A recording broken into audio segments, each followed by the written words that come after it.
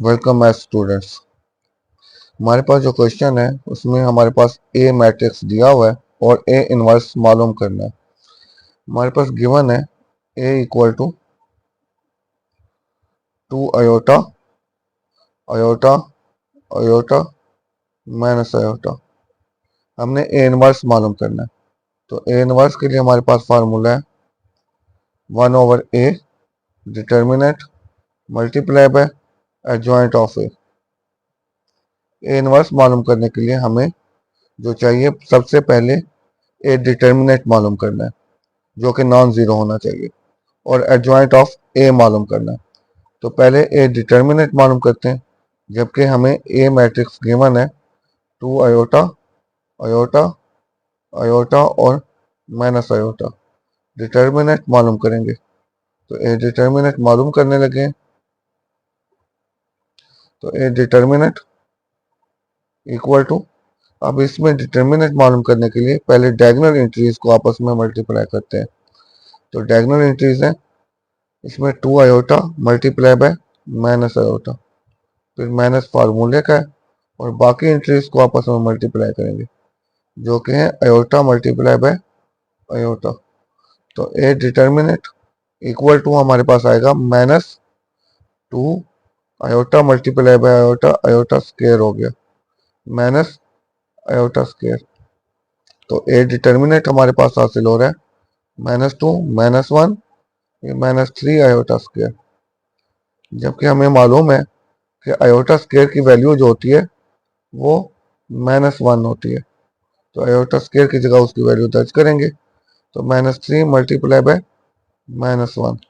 तो A determinant equal to minus minus plus, और 3 multiply by 1 3 हो गया जो कि एक नॉन जीरो वैल्यू है। अब हमारे पास इसका मतलब यह है कि इसका इनवर्स मालूम किया जा सकता है। तो इसके लिए एक और चाहिए था हमें, adjoint of A.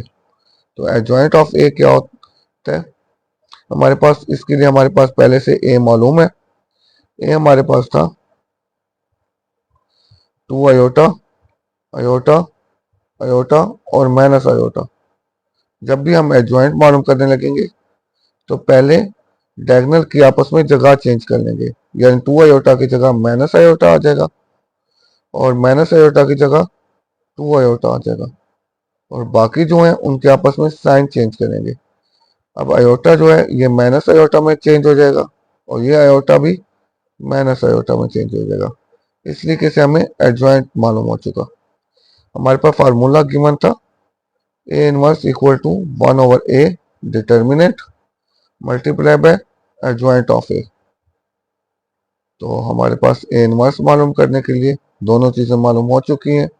1/a determinant equal to 3 है, और एडजॉइंट हमने मालूम किया है minus iota minus iota minus iota और 2 आयोटा। तो ए इनवर्स हमारे पास हासिल हो चुका है 1/3। अब 1/3 को हमने करना है सबसे मल्टीप्लाई। तो 1/3 multiply by minus iota, 1/3 multiply by minus iota, यहाँ पर भी 1/3 multiply by minus iota, 1/3 multiply by 2 iota. और आखिरकार हमें ए इनवर्स मालूम हो चुका जो कि है हमारे पास -1/3 आयोटा -1/3 आयोटा -1/3 आयोटा और 2/3 आयोटा। इस तरीके से हमने इनवर्स मालूम कर लिया। और अगर आपने इसके अलावा और कोई क्वेश्चन समझना हो तो हमें कमेंट में ज़रूर आगाह कीजिएगा। Thank you for watching.